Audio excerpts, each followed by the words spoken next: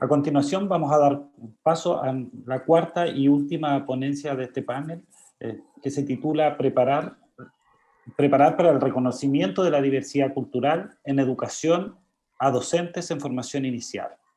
La presentación será dada por el doctor Gustavo González García, quien es profesor de Historia, Geografía y Educación Cívica y doctor en Ciencias de la Educación, ambos por la Universidad Católica de Chile, docente e investigador del Centro de Investigación para la Transformación Socioeducativa y del Grupo de Educación, Diversidad e Interculturalidad para la Justicia Social de la Facultad de Educación en la Universidad Católica Silva Enríquez.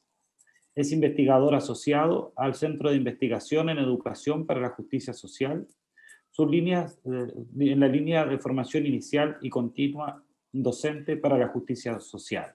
Es coinvestigador de un proyecto Fondes irregular titulado Alfabetización micropolítica de educadoras de párvulo en procesos de formación inicial. Doctor Gustavo González, puede iniciar con su presentación. Muchas gracias, Segundo, y también, bueno, agradecer a todos y todas las que todavía nos están acompañando a través de YouTube. Siempre es una gran posibilidad la que tenemos los académicos, los formadores, los investigadores de que nos escuchen, de compartir con otros las cosas que nosotros hacemos y que consideramos que son importantes.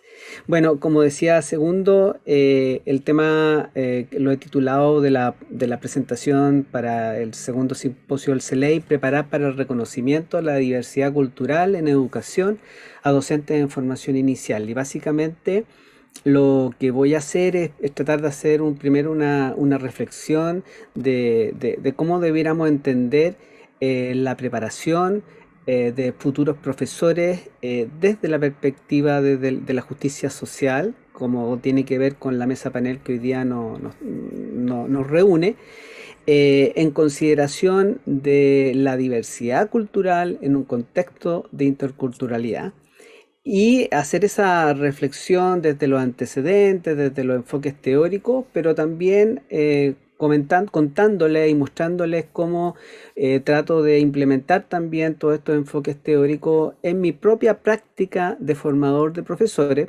porque así como también lo decía Carol, a mí también me gusta definirme como un formador de profesores que investiga. Y cómo, digamos, en esas prácticas de formación, en mis cursos de pregrado, trato, ¿cierto?, de preparar en la práctica. Entonces, es una discusión sobre cómo preparar desde la teoría, pero también desde la práctica. Bien.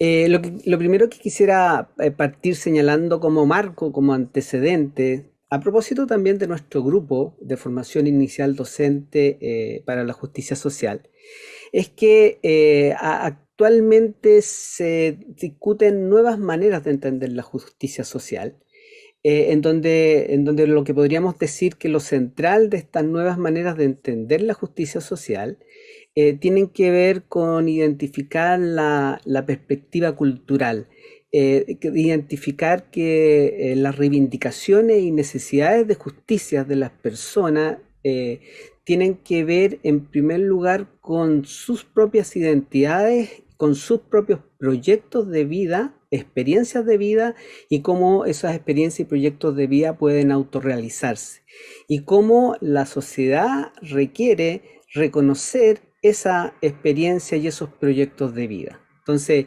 el punto de vista hoy día de la justicia está desde la perspectiva del sujeto que intersubjetivamente construye su identidad y su proyecto de vida, y por lo tanto, cómo como sociedad debemos responder a esa justicia social y a esa justicia que quieren los individuos y los grupos desde la perspectiva de ellos. Ese es un punto importante. La justicia social no se define, ¿cierto?, desde un ente aparte, sino que se define a partir de las identidades y de la experiencia de vida de los sujetos que viven intersubjetivamente con otros, ¿ya? Y en ese sentido, bueno, también ahí Carol mostraba algunas cosas de algún autor que nosotros seguimos como línea, que es Axel Honneth, ¿cierto?, que habla de las distintas esferas, que hay tres esferas desde lo más local hasta lo más amplio, que es el Estado, ¿cierto? Y eso tiene que ver, ¿cierto?, desde la perspectiva de cómo, ¿cierto?, vamos satisfaciendo las necesidades de los sujetos y de sus proyectos de vida. Luego, a partir de esa reflexión, de esas nuevas miradas de la justicia social, bueno, hacer también una reflexión de cómo eso entonces tiene que ver con la educación, cómo eso tiene que ver con la enseñanza, cómo eso tiene que ver con los profesores y cómo formamos profesores. ¿Ah?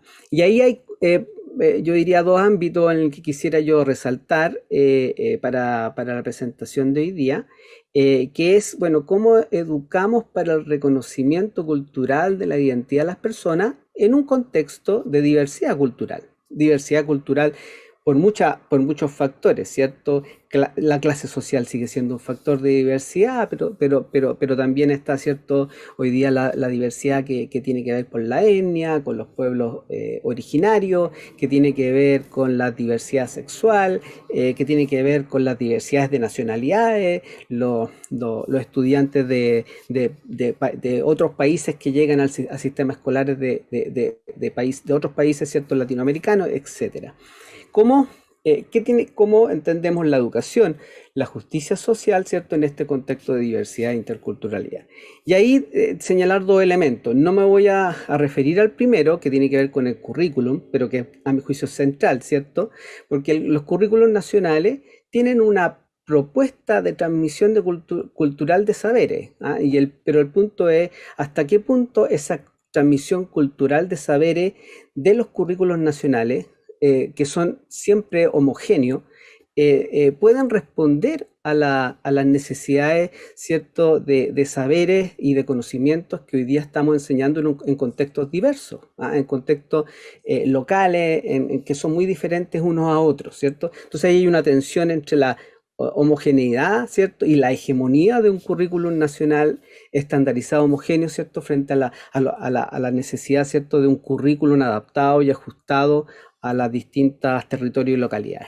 Y un segundo punto en el que me voy a extender más en esta presentación tiene que ver con la bajada de ese currículum, con las propuestas pedagógicas, ¿cierto?, que transponen estos saberes culturales para una sociedad culturalmente diversa y en la cual el actor protagónico, ¿cierto?, es el docente, es el profesor. Entonces, a partir de eso, ¿cierto?, planteo esta pregunta: ¿cómo formamos docentes sensibles a la justicia social que reconozcan a sus estudiantes por su identidad cultural y proyectos de autorrealización? Decir que, bueno, esto no solamente desde un punto de vista cierto teórico, es algo que a mí me ha interesado dentro de esta línea junto con el equipo, con el grupo que estamos trabajando estas temáticas y que de alguna manera a partir de esta diapositiva que ustedes están viendo ahí, he querido como expresar cuáles son esos contenidos de formación, si ustedes quieren, habilidades que debiera tener el profesor que esperamos pueda responder a estas necesidades de justicia social, de enseñar en contextos de diversidad y de interculturalidad, ¿ya?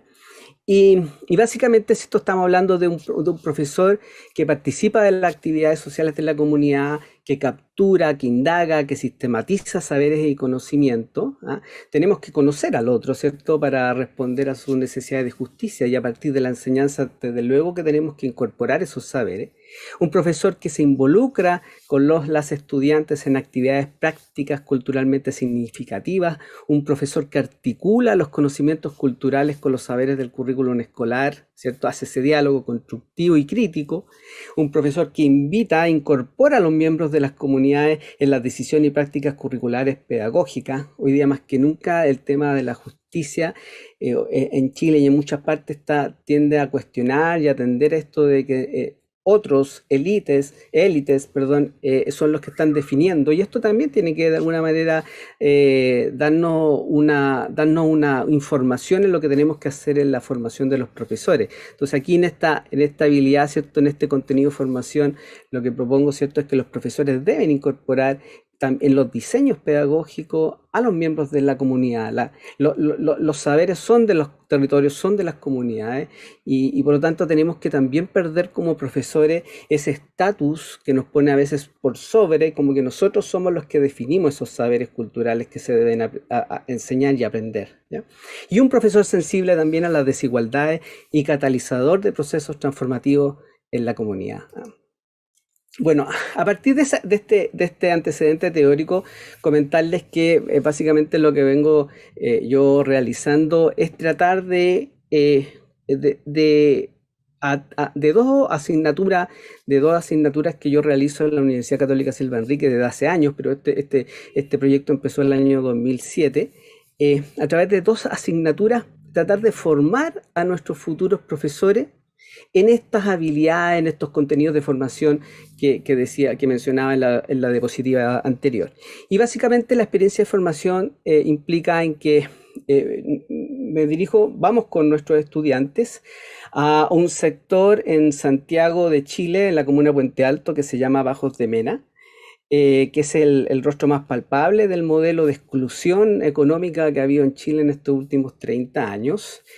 Para darle solamente un índice sobre todo para las personas que nos ven de otros países, comentarles un índice que les va a mostrar un poco lo que la realidad de vivir en Bajos de Mena.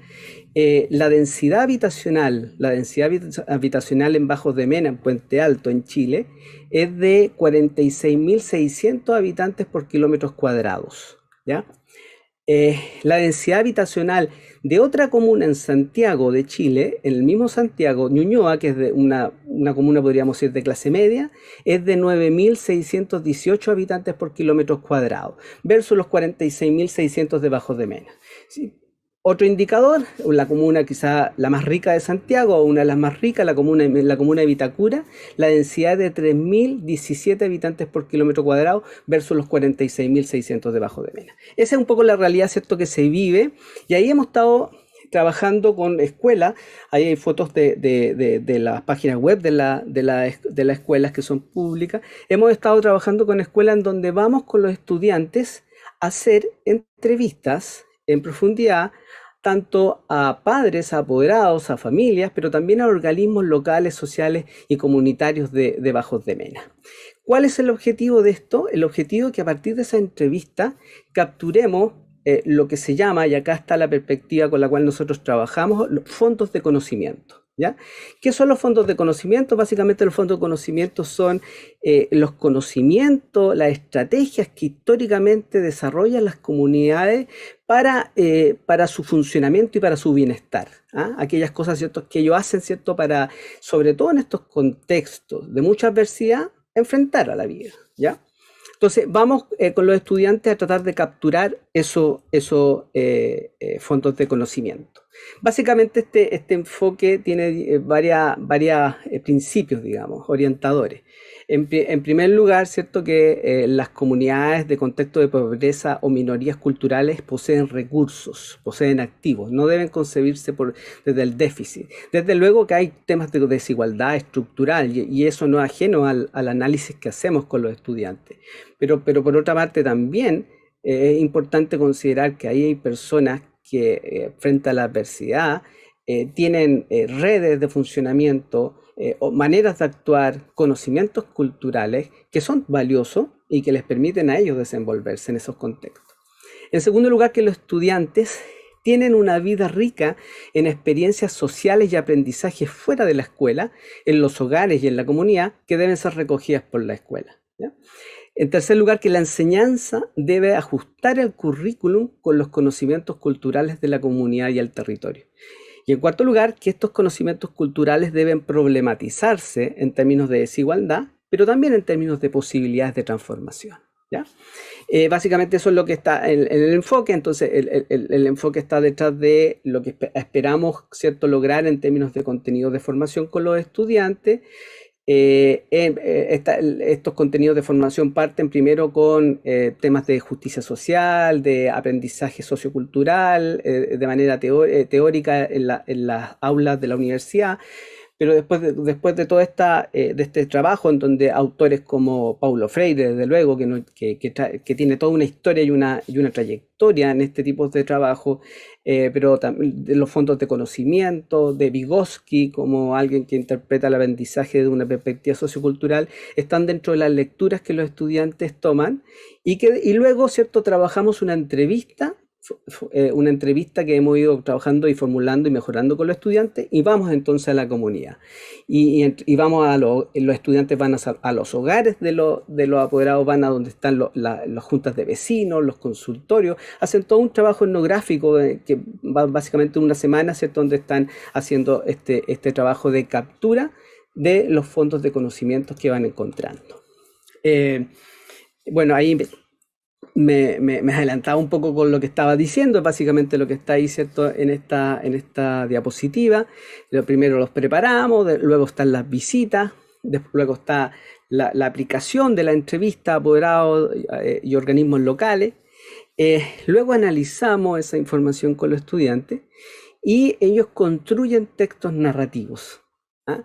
El punto es, ¿cierto? Es cómo a partir de esta información que ellos están recogiendo, cómo a partir de esa información, primero capturamos fondos de conocimiento, ¿cierto? De estos aspectos culturales que a ellos les permiten desenvolverse y funcionar, aquellas cosas que es importante destacar, pero que también de alguna manera nos permiten problematizar temas de desigualdad. Y siempre están las dos miradas, ¿cierto? El activo, el recurso, pero también los problemas de desigualdad. Y escogemos y hacemos un relato de eso. Hacemos un relato de eso. Y la idea también después de hacer esos relatos es dejar esos textos narrativos para los docentes con los que colaboran con nosotros en estos proyectos, para que ellos lo ocupen en la enseñanza, ¿ya? Esa es otra parte del proyecto que no voy a presentar ahora, pero sí, básicamente lo que voy a presentarle un poco y terminar de reflexionar en mis presentaciones es lo que pasa con nuestros estudiantes en formación de pedagogía, ¿ya? Ellos, por lo tanto, construyen estos textos. Aquí les pongo yo dos ejemplos, obviamente que no se los voy a leer, pero son títulos reales. La señora Isabel y el persa Juanita, a propósito de la historia de una señora que logró colocar un puesto en un persa, en una feria y muy importante de Bajos de Mena, que en los fines de semana lleva y la contacta mucha gente, donde se venden variados tipos de cosas, no solamente productos del campo, y que eso le ha permitido a ella surgir, que lo hizo después de que su hija quedó embarazada, ¿cierto? Y no tenía mayores, tuvieron una necesidad, ¿cierto?, de financiamiento, y la señora Isabel cuenta su historia. Bueno, los estudiantes lograron construir una narración de esta historia y se pone a disposición del colegio.